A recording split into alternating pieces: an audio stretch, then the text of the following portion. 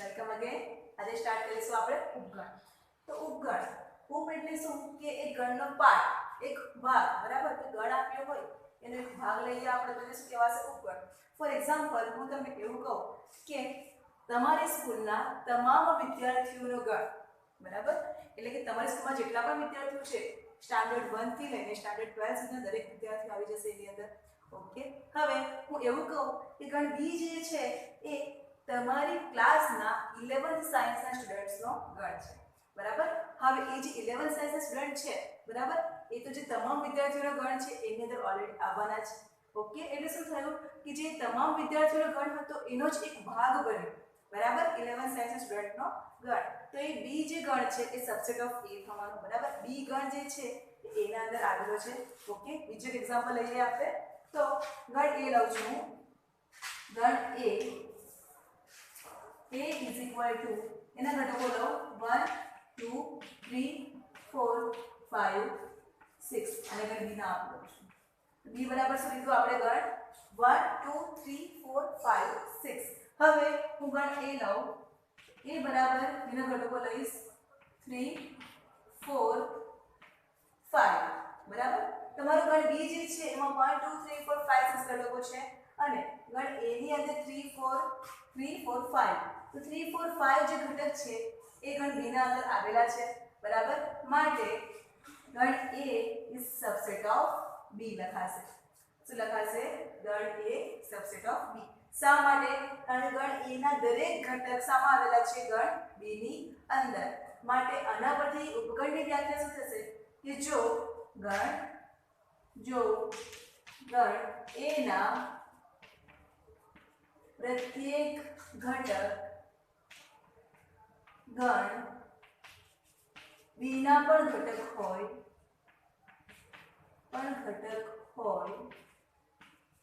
તો ગણ એ ને ગણ બી નો ઉપગણ કહે છે. ઉપગણ કહે છે. હવે તેને સંકેતમાં સરળ દર્શાવાય છે. તેને સંકેતમાં એ સબસેટ બી અથવા એ ઉપગણ બી પણ વંચાશે. એ સબસેટ બી વડે દર્શાવાય છે.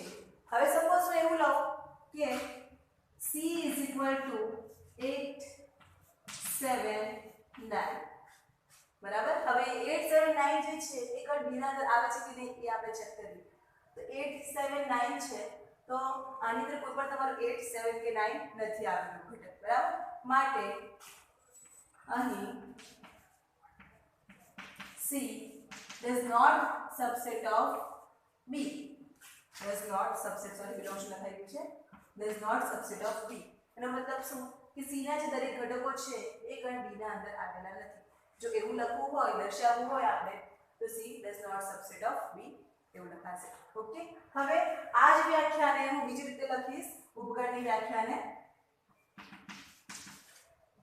જો small a belongs to a, જ્યારે small a belongs to a ત્યારે small a belongs to b હોય તો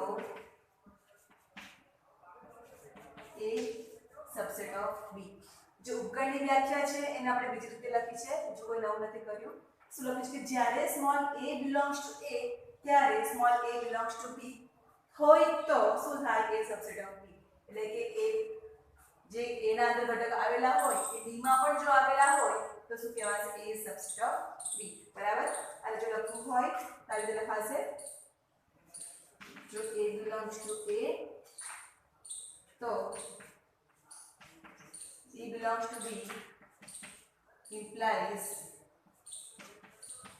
a is subset of b, બરાબર. જો a belongs to a અને b belongs to b, a belongs to b તો શું થશે? આ જે તમારું ચિહ્ન છે એ સારું છે? implies. જેને ગુજરાતીમાં કહેવાશે પ્રેરક.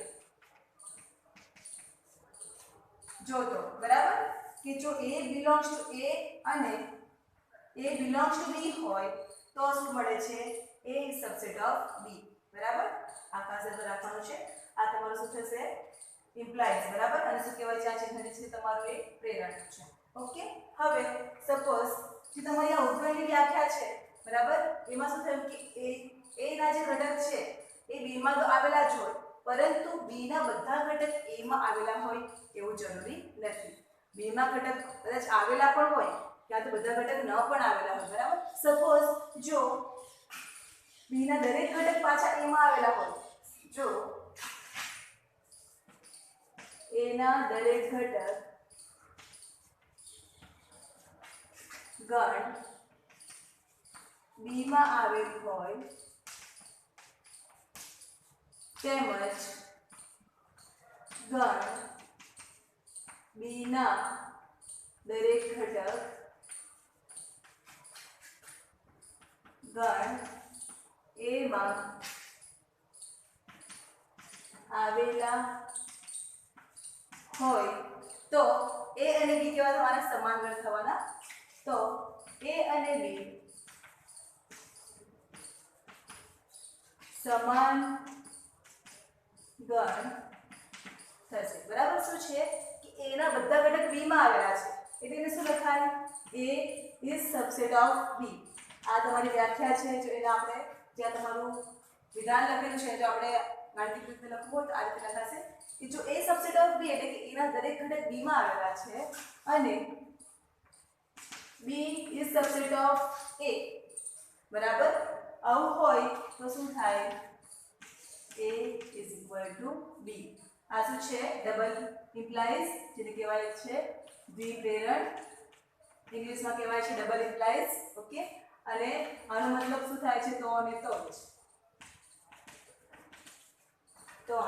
બરાબર શું છે કે જો a સબસેટ ઓફ b અને b સબસેટ ઓફ a હોય તો શું મળે છે a is equal to b ત્યાં તો તમારું ડબલ ઇમ્પ્લાઇઝ નો મતલબ શું કે જો તમે આ લઈ લો તો આના બરાબર તમને આ મળશે બરાબર હવે સપોઝ તમે a is equal to b લઈ લેશો તો એના બરાબર તમને શું મળવાનું છે આ બરાબર એટલે બંને લખી શકાય છે કે જો a સબસેટ b અને b સબસેટ a તો અને તો જ a is equal to b થાય એટલે કે a b ના અંદર આવેલો હોય અને b એ a ના અંદર આવેલો હોય તો એ બંને ગણ સમાન છે એટલે a is equal to b કહેવાશે સપોઝ તમે બંને ગણ સમાન આપેલા હોય તો એના પરથી શું લખાય કે a is subset of b લખાય અને b is subset of a બરાબર આ તમારી સાઇન છે એ ડબલ ઇમ્પ્લાઇઝ આપણે વાંચીશું જે ગુજરાતમાં દ્વિપ્રેરણ પણ કહેવામાં આવે છે ઓકે હવે a is subset of b આ જે છે તમારો a is subset of b તો a ને શું કહેવાશે b નો ઉચિત ગણ કહેવાય છે બરાબર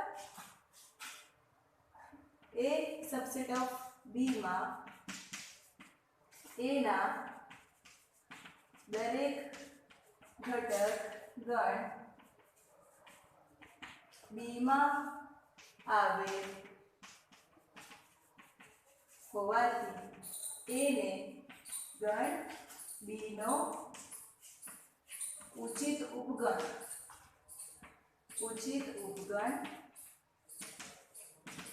કહે છે અને ગણ b ને સુપરસેટ અધિગણ ને ગણ a નો અધિગણ જે ઇંગ્લિશમાં કહેવાય છે સુપરસેટ કહે છે બરાબર શું છે કે a ના ઘટક જે છે એ b માં આવેલા હોય તો a ને શું કહેવાય છે ગણ b નો ઉચિત ઉપગણ કહેવાય અને એ તો b જે છે એ તમારો મોટો છે બરાબર સેટ સપોઝ આ તમારો b જે છે આપણે જોડે લખેલું છે b = 1 2 3 4 5 6 છે અને ગણ a તમારો 3 4 5 છે તો આ જે તમારો b છે a છે a is subset of b તો a ના ઘટક તમારે b માં આવેલા છે એટલે આ જે તમારો ગણ a છે એને શું કહેવાશે ઉચિત ઉપગણ અને b ના જે ઘટકો છે એ એના કરતા ઓબ્વિયસલી વધારે હોવાના તો એને શું કહેવાશે કે b જે છે એને ગણ a નો અધિગણ કહેવાય છે અધિગણને ઇંગ્લિશમાં કહેવાય છે સુપરસેટ ઓકે તો આ છે તમારી ઉપગણની ડેફિનેશન લખી લો હવે જોઈશું આપણે વાસ્તવિક સંખ્યાઓનું ગણ r ના ઉપગણ તો આપણે જે ઇન્ટ્રોડક્શન 1.1 કર્યું હતું એની અંદર જે સંખ્યાઓનો સમૂહ છે, સંખ્યાઓનો ગણ, એના વિશે અભ્યાસ કર્યો હતો. જે રીતે પ્રાકૃતિક સંખ્યાઓનો ગણ, પૂર્ણાંક સંખ્યાઓનો ગણ, સમય સંખ્યાઓનો ગણ, અસમય સંખ્યાઓનો ગણ અને વાસ્તવિક સંખ્યાઓનો ગણ વિશે અભ્યાસ કર્યો હતો. તો આપણે એની અંદર જોયું હતું કે જે વાસ્તવિક સંખ્યાઓનો ગણ r છે, બરાબર, એની અંદર n એટલે કે પ્રાકૃતિક સંખ્યા તો આવવાની જ, n is subset of r. r એ તમારો શું છે? વાસ્તવિક સંખ્યાઓનો ગણ કે જેની અંદર પ્રાકૃતિક સંખ્યા પણ આવે છે, બરાબર, એટલે n is subset of r. પછી z is subset of r. એટલે પૂર્ણાંક સંખ્યાઓ પણ આવવાની. એ જ રીતે સમય સંખ્યા આપણે q વડે દર્શાવીએ છીએ તો q is subset of r, બરાબર, અને q અને ત્યારબાદ i ને આપણે શું કહ્યું હતું? અસમય સંખ્યાઓ, બરાબર, ઇરેશનલ નંબર. તો i પણ તમારો r ની અંદર આવશે. તો જે તમારો r છે, વાસ્તવિક સંખ્યાઓનો ગણ છે, એની અંદર બધી જ સંખ્યાઓનો સમાવેશ થશે, બરાબર. તો હવે જે આપણે જોવાના છે કે r ના ઉપગણો તરીકે અંતરાલ જોવાના છે, બરાબર. r નો ઉપગણ અત્યાર સુધી આપણે ઉપગણ જે છે એને સામે દર્શાવતા હતા, છગડીયા કૌંસની અંદર ઘટકો લખીને દર્શાવતા હતા, બરાબર. પણ હવે આપણે ઉપગણને અંતરાલ સ્વરૂપે દર્શાવવાનું છે. તો આપણે અંતરાલ કયા કયા આવે છે અને એને કેવી રીતે ડિફાઇન કરાય એના વિશે જોઈશું. તો ફર્સ્ટ છે તમારું વિવૃત અંતરાલ, જેને કહેવાય છે વિવૃત એટલે કે ઓપન ઇન્ટરવલ. અંતરાલ એટલે કે ઇન્ટરવલ અને વિવૃત એટલે કે ઓપન. તો વિવૃત અંતરાલ એટલે ઓપન ઇન્ટરવલ, બરાબર. ફોર એક્ઝામ્પલ હું બે ઘટક લઈ લઉં છું, a b belongs to r, એટલે કે a b જે છે એ સામે આવેલા છે r, એટલે કે વાસ્તવિક સંખ્યાની અંદર બે સંખ્યા આવેલી છે a અને b. આપણે જનરલ ફોર્મ લીધું છે. હવે એને આપણે ઓપન ઇન્ટરવલ તરીકે કેવી દર્શાવી શકીએ? તો ઓપન ઇન્ટરવલ જે સાઇન છે, બરાબર, તમારો ઇન્ટરવલ કેવો આવશે? આ રીતે તમારો બ્રેકેટ આવશે. તો એને ડિફાઇન કેવી રીતે થાય? તો ab = x, જ્યાં x એ સાની વચ્ચે આવેલું છે a less than x less than b. Okay, હવે જો આને આપણે સંખ્યા રેખામાં દર્શાવવું હોય તો કેવી રીતે આવશે? આ તમારી સંખ્યા રેખા છે, બરાબર. સપોઝ હું અહીં લઈ લઉં છું a અને અહીં લઈ લઉં છું b. તો શું આપ્યું છે કે x જે છે એ a અને b ની વચ્ચે આવેલો છે, પણ તમારો a અને b ની વચ્ચે છે, a પણ નથી લેવાનો અને b પણ નથી લેવાનો, બરાબર.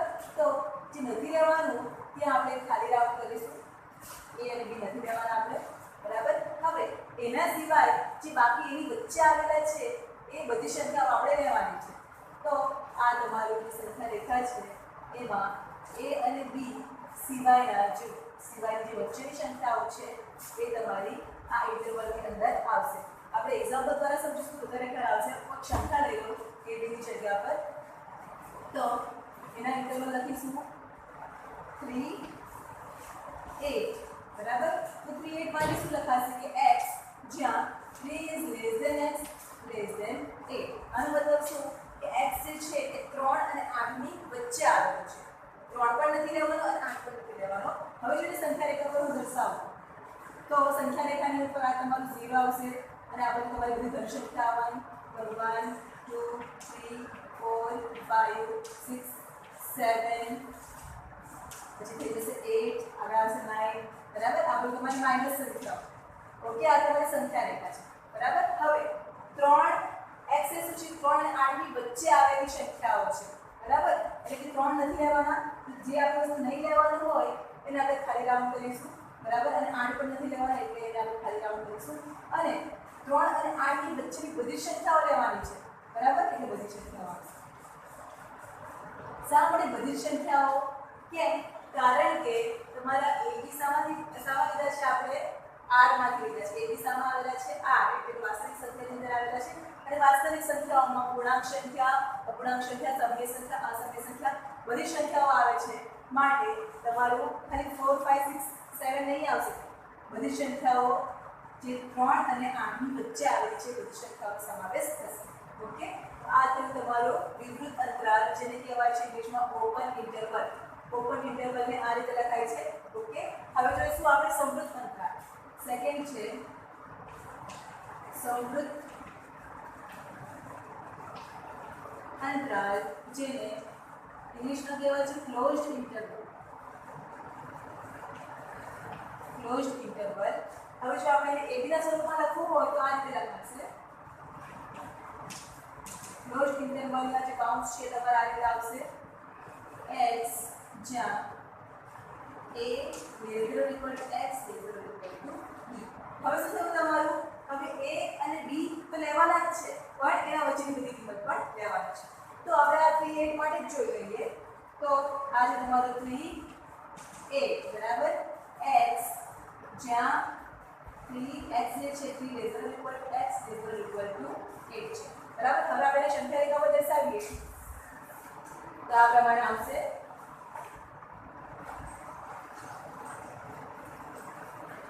3 8.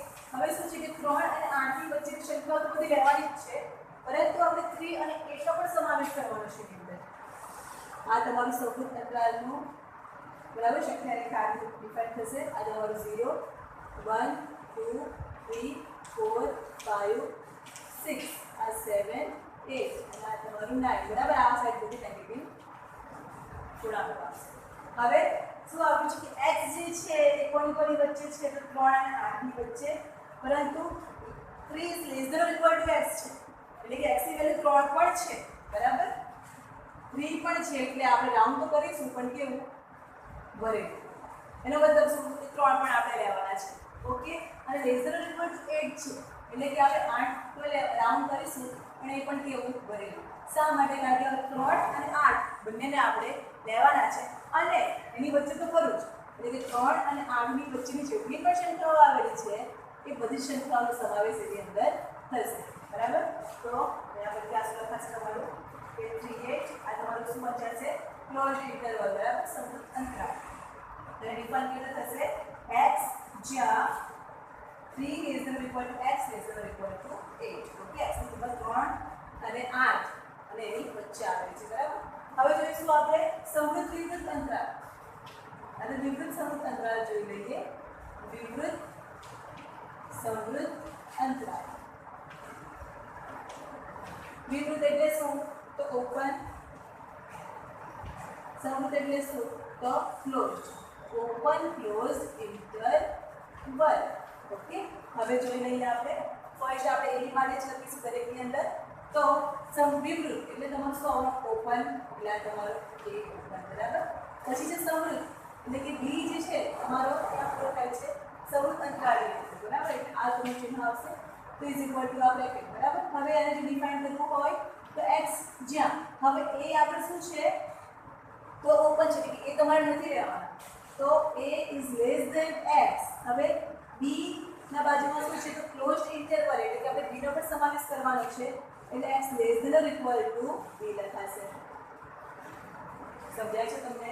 જો આપણે ઓપન ઇન્ટરવલની ડેફિનેશન શું છે તે ડિફાઇન કરીએ છીએ ને તો x જે છે a અને b ની વચ્ચે આવેલું છે ખાલી લેસ ધેન છે. ઓકે જ્યારે સમૃદ્ધ અંતરાલની અંદર શું છે લેસ ધેન ઓર ઇક્વલ તો less than or equal to હોય એટલે એ સંખ્યાનો પણ સમાવેશ થાય. તમારો b અને સમૃદ્ધ અંતરાલમાં આપેલો છે એટલે તમારો b નો સમાવેશ આપણે કરવાનો છે એટલા માટે x is less than or equal to b લખાશે.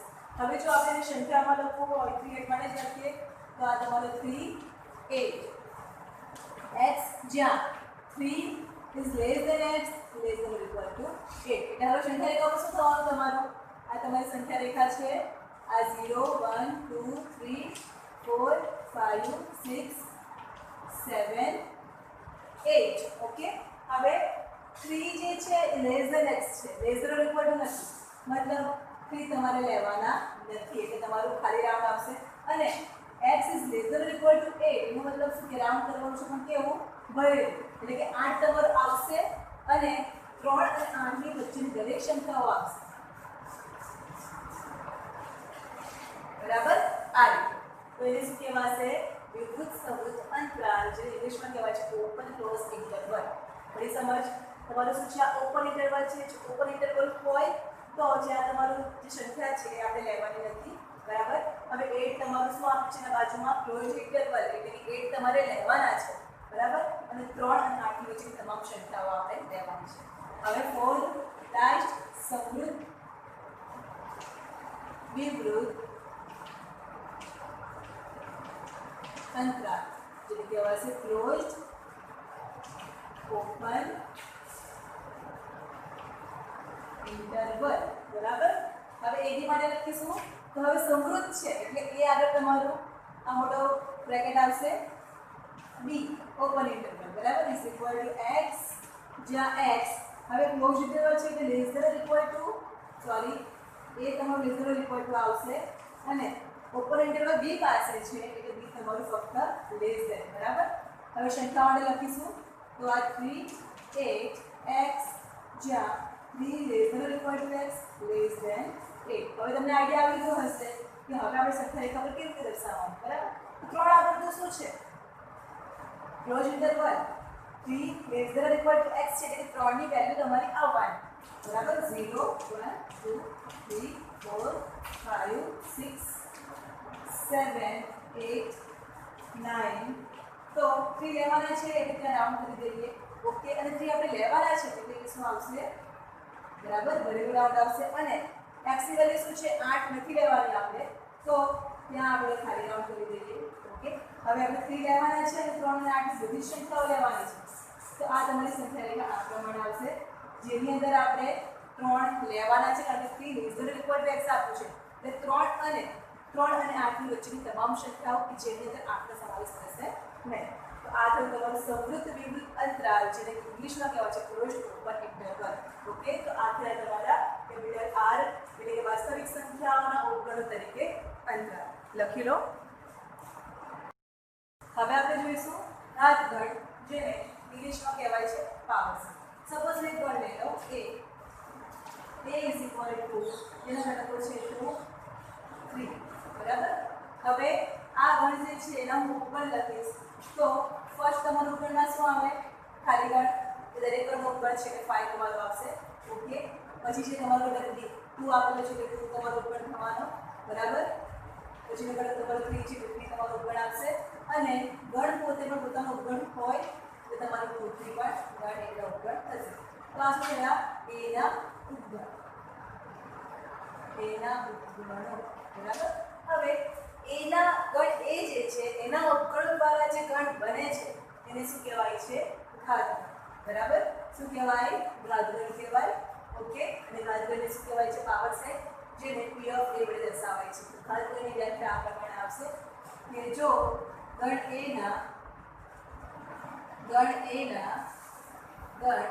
એના તમામ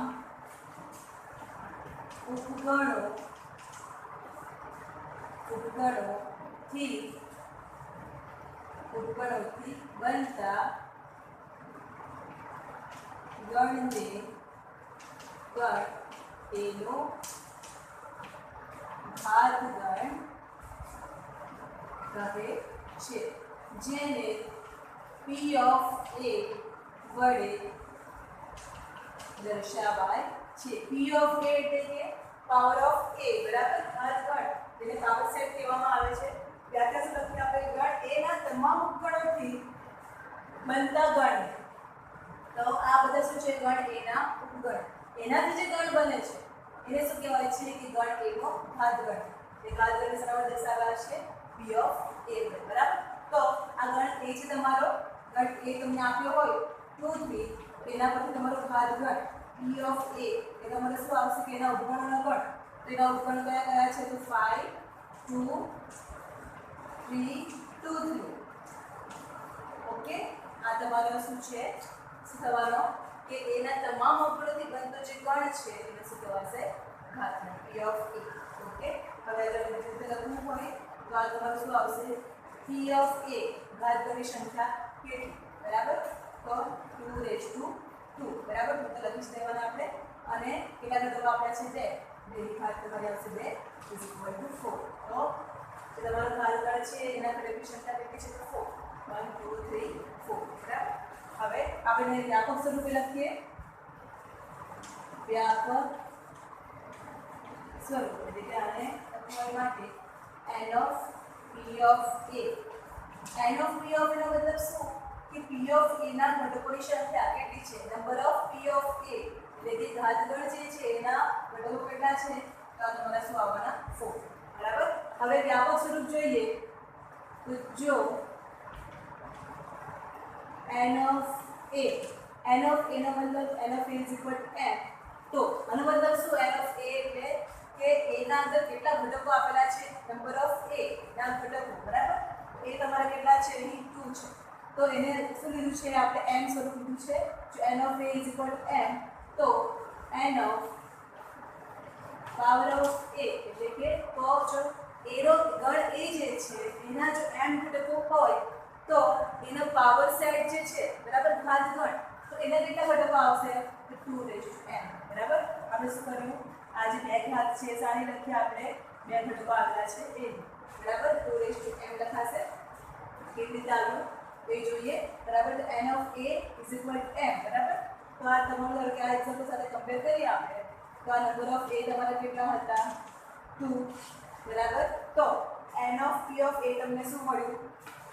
તો number of p of a બરાબર 2 જ્યાં m છે, બરાબર, એ તમારે કેમ ઉપર છે? 2 ની ઘાત છે, is equal to 4, બરાબર.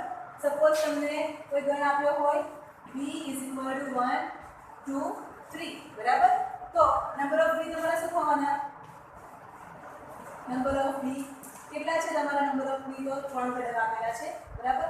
તો એના પરથી n of power of a એટલે કે જે પાવર ઓફ a તમને મળશે, પાવર ઓફ b મળશે, અહીંયા b સે જુદો છે એટલે પાવર ઓફ b જે મળશે એના ઘટકો કેટલા આવશે?